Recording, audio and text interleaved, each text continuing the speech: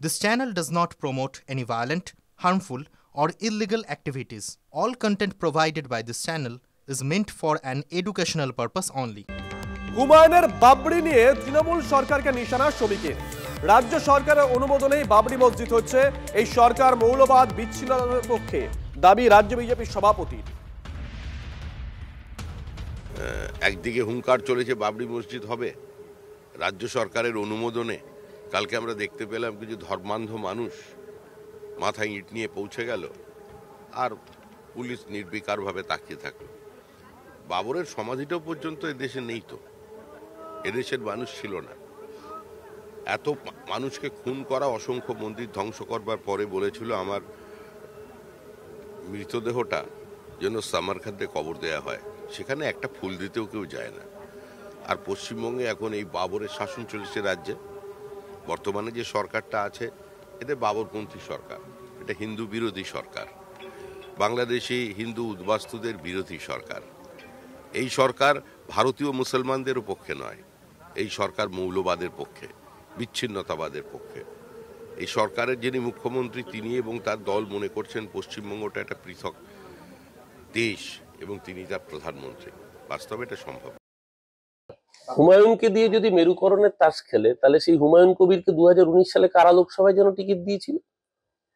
হুমায়ুন কবির বাবরি মসজিদ নিয়ে বড় বড় বাতেলা দিচ্ছেন। এক ধাক্কা অর দো, বাবরি মসজিদ তোর দো, কে বলেছিল? নরেন্দ্র মোদী। কারাকর সেবা করেছিল এই শ্রমিক ভট্টাচার্যরা। সেই শ্রমিক ভট্টাচার্যের দলের হয়ে যখন মুর্শিদাবাদ লোকসভা কেন্দ্রে নরেন্দ্র মোদীর সেবক ফির একবার মোদী সরকার স্লোগান দিয়েছিল, তখন মনে হয়নি যে বাবরি মসজিদের ধ্বংসকারীদের সাথে হাত মিলিয়েছি? নাকি বিজেপির তখন মনে হয়নি যে হুমায়ুন কবির আসলে ধর্মনিরপেক্ষ নয়, সাম্প্রদায়িক? কোনটা মনে হয়েছিল? আসলে শ্রমিক ভট্টাচার্যরা খুল্লম খুল্লা যে সাম্প্রদায়িকতা করেন, তার উল্টো পিঠের সাম্প্রদায়িকতা করেন হুমায়ুন কবির। গুয়ের এপিঠ আর ওপিঠ। শোনো, মৌলবাদের নাতি, তুমি যে ধর্মেরই হও, আমি নিরপেক্ষতাবাদী, তুমি আমার বন্ধু নও। বাংলার মানুষ এই লাইনেই কথা বলবে।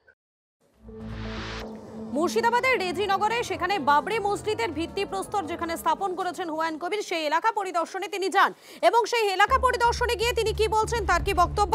তিনি বলছেন, বাংলায় মুসলিমদের স্বার্থ রক্ষায় কাজ, ওয়াকফ নিয়ে চালাকি করছে রাজ্য সরকার, মুসলিমদের সম্পত্তি কাটতে দেব না। কেন্দ্র রাজ্যকে একযোগে হুঁশিয়ারি হুমায়ুন কবিরের। রাজনৈতিক সমীকরণ নিয়ে যা বলার 22 তারিখের পরই বলবেন, এমনটাই জানিয়েছেন তিনি।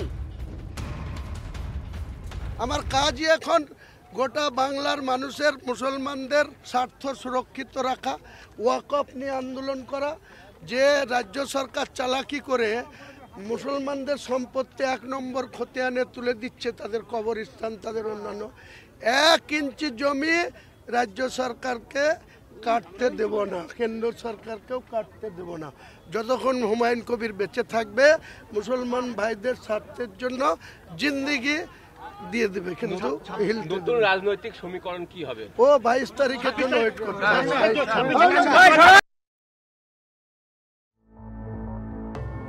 আপনারা শুনলেন ঠিক কি বলছেন হুমায়ুন কবির, এবং এই হুমায়ুন কবির গতকাল তিনি ঠিক কি বলেছিলেন শোনাই আপনাদের। আপনারা নিজেদের জায়গায় যেখানে 42% থেকে 82% পর্যন্ত মুসলমান মেজরিটি সিট আছে 90খানা, এই 90টা সিটে আপনাদেরকে মুসলমানদের জনপ্রতিনিধি বিধানসভায় পাঠাতে হবে।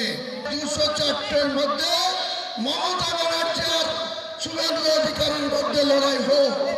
তারা কে সরকার আসবে হিন্দু সভার সিদ্ধান্ত নেই। তারা সরকারে থাকুক, আমরা অপোজিশনে থাকবো। বিধানসভায় ইঞ্চিতে ইঞ্চিতে অধিকার বুঝে নেব, উন্নয়ন বুঝে নেব। এদিকে বিধায়ক পদ ছাড়া নিয়ে হুমায়ুনের ডিগবাজি। 17 তারিখ ইস্তফা দেওয়ার কথা বলেও পিছিয়ে এলেন ভরতপুরের সাসপেন্ডেড বিধায়ক। ভরতপুরবাসী চাইছেন না পদত্যাগ করি, দাবি হুমায়ুন কবিরের। কেন ইস্তফার দিনের কথা ঘটা করে ঘোষণা করেও পিছিয়ে এলেন হুমায়ুন? জনতার ইচ্ছের দোহাই দিয়ে তবে কি নতুন কোনো সমীকরণ সাজাচ্ছেন তিনি? হুমায়ুনের কৌশল নিয়ে তুঙ্গে রাজনৈতিক জল্পনা। পদত্যাগ আমার করার কথা ঘোষণা করেছিলাম, কিন্তু আমাকে যারা ভোট দিয়ে বিধায়ক করেছে, এখানে যারা এমপিকে ভোট দিয়ে ইউসুফকে এমপি করেছে, তাকে খুঁজে পায় না। প্রতিদিন আমাকে স্কলারশিপ থেকে শুরু করে আধার কার্ড থেকে শুরু করে অনেক পেপারস ওয়ার্কে সই করতে হয়। তারা বলছে আপনি খবরদার পদত্যাগ করবেন না, আপনাকে আমরা ভোট দিয়ে নির্বাচিত করেছি, আবার ভোটে দাঁড়াবেন, প্রতীক কি নেবেন আপনার ব্যাপার, আমরা আবার আপনাকে এমএলএ করব। না, ভরতপুরের মানুষের কথা রাখতে গিয়ে যারা আমাকে ভোট দিয়ে এমএলএ করেছে তাদের আপত্তির জন্য আমি এটা হচ্ছে হুমায়ুন কবিরের আজকের বক্তব্য। কিন্তু যেদিনকে তৃণমূল তাকে সাসপেন্ড করে সেদিনকে হুমায়ুন কবির কি বলেছিলেন একবার মনে করিয়ে দেই। বিধায়ক পদ 17 তারিখে যাব। আমার সঙ্গে 12 জন বিজেপির এমএলএ আছে আমার কমিটিতে। আমি একটা পিএলডি কমিটির চেয়ারম্যান আছি বিধানসভায়। সেই কমিটিতে আমি সহ 8 জন টিএমসির আর 12 জন বিজেপির এমএলএ আছে। তাদের অর্থনৈতিক ক্ষতি হয়ে যাবে আমি যদি কাল বা পরশু রিজাইন করে দিই, কারণ আমাকে ওই মিটিংটা করতে হবে। স্পিকার সাহেবের সাথে যোগাযোগ করব, যদি উনি নিচে থাকেন। উপরে আমার রুম নাম্বার 39A-তে মিটিং হবে, নিচে নামবো, রাজ্যপালের ঘরে যাব, 4 লাইনের পদত্যাগপত্র করে চলে আসব। হুমায়ুন কবিরকে সব ডাঁট দেখিয়ে লাভ নাই। এখন নাকি সে বলেছিল বিধায়ক পদে ইস্তফা দেবে, এখন বলছি ইস্তফা দেবে না। আরে ওর চেয়ে বড় বড় তৃণমূলের নেতারা তৃণমূলের থেকে বিজেপি হয়েছে, হয়ে ইস্তফা দেয়নি। ওর চেয়ে বড় নেতা তৃণমূলের বিজেপির মুকুল রায় তৃণমূল থেকে বিজেপির হয়ে জিতলো, জিতে আবার তৃণমূলে আসলো, ইস্তফা দেয়নি। ফলে আপনি হুমায়ুন কবির জানে যে এগুলোই তৃণমূলে চলে, এগুলোই এ রাজ্যে এখন চলছে। এটা এখন আইনের শাসন নেই। আগামী 22 তারিখ নতুন দল তৈরির কথা ঘোষণা করবেন হুমায়ুন কবির এবং সেই দিকেই নজর রয়েছে প্রত্যেকের। আর হুমায়ুন কবির তার নাকি পুরো রোড ম্যাপ, সামনের যে রোড ম্যাপ, সেই রোড ম্যাপও নাকি তৈরি করা হয়ে গেছে।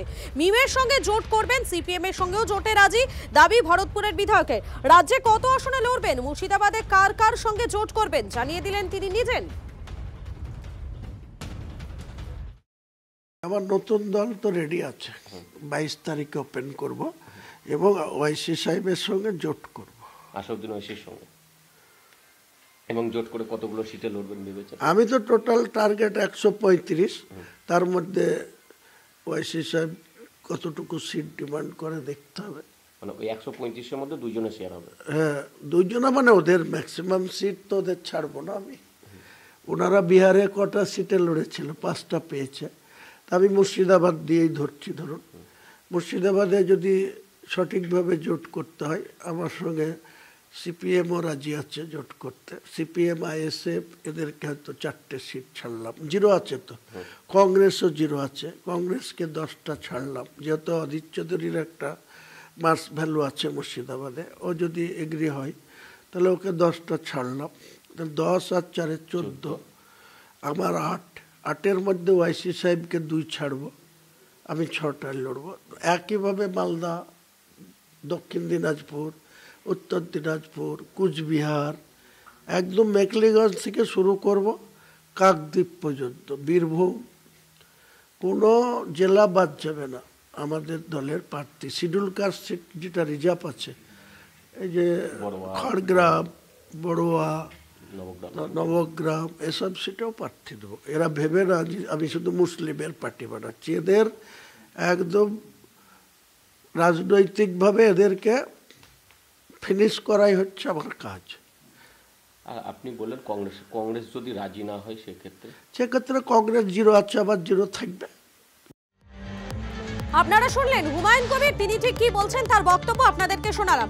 এবং হুমায়ুন কবিরের এই বক্তব্যের পর পাল্টা তাকে উদ্দেশ্য করে মন্তব্য করেছেন দিলীপ ঘোষ। তিনি বলছেন যত খুশি আসনে লড়তে পারেন হুমায়ুন, ভোট আসছে তাই দাম বাড়াতে হবে।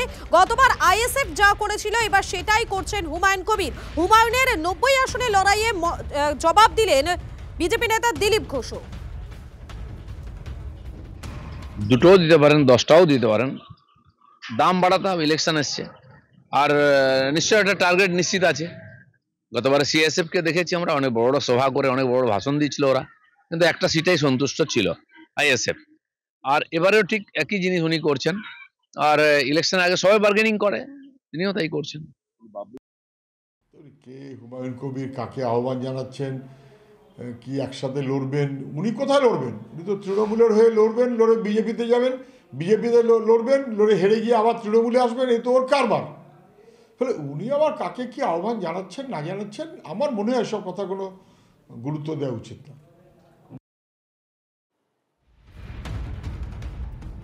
22 তারিখ নতুন দল তৈরির কথা ঘোষণা করবেন হুমায়ুন কবির। এর মধ্যেই সামনের রোডম্যাপ তৈরি করে ফেলেছেন তিনি। মিমের সঙ্গে জোট করবেন স্পষ্ট জানিয়ে দিয়েছেন। সিপিএমও জোটে রাজি দাবি করেছেন হুমায়ুন কবির। রাজ্যে কত আসনে লড়বেন, মুর্শিদাবাদে কার কার সঙ্গে জোট করবেন জানিয়েছেন হুমায়ুন কবির।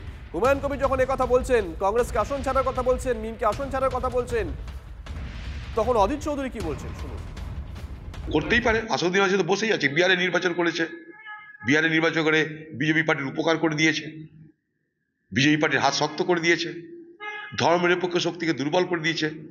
এটা আসাদুদ্দিন ওয়াইসি করে, তাকে তাই ভোট কাটুয়া বলা হয়। ভারতবর্ষে তার পরিচয় ভোট কাটুয়া, এবং তার পাশাপাশি বলা হয় বিজেপি ফান্ডেড ভোট কাটুয়া।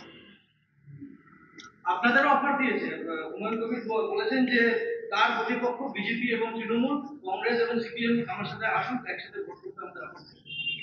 আমার সর্বভারতীয় নেতৃত্ব আছে, প্রদেশ নেতৃত্ব আছে, তাদেরকে জিজ্ঞেস করবেন, আমি তো দায়িত্বে নেই এখন।